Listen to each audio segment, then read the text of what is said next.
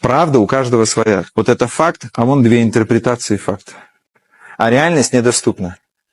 Есть еще хороший пример. Два насекомых. Они живут в одной реальности, но каждый в персональной действительности. Пчела. Она видит цветы и благоухания через свои фильтры. Муха. А муха видит свое. Есть хорошая притча. Последние несколько недель я ее постоянно рассказываю, потому что она мне нравится, она меня забавляет. Когда у отца сыновья подрастают, и когда им должно было бы использоваться 12 лет, исполниться, они два брата-близнеца.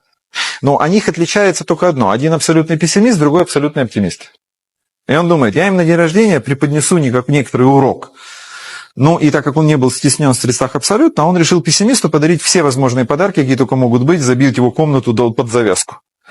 А оптимисту хотел преподнести урок, ну не может же быть так, чтобы все совсем хорошо. Ну не может же быть, ну бывает же какая-то, знаете, ну откровенная.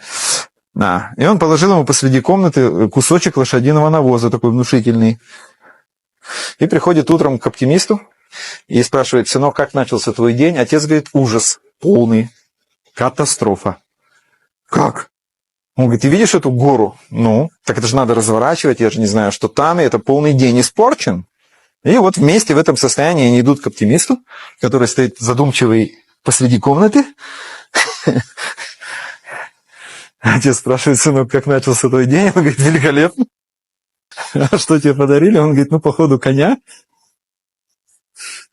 Где конь? Ну, я вот это и пытаюсь понять. Откуда ты знаешь, что коня тебе подарили? Ну как? Ну, видишь же? Ну, то есть, вот же ж.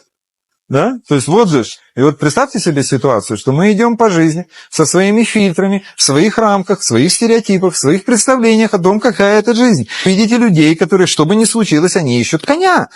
И вы видите людей, что бы вы им ни предложили, они будут находить что? Мягко говоря, последствия коня. Раз повторю, мы не живем в реальности, мы живем в своем представлении об этой реальности. И когда мы говорим о том, что было бы неплохо корректировать у человека взрослого, да, так вот как раз-таки это представление об этой самой реальности, потому что именно она создает всю результативность вашей жизни.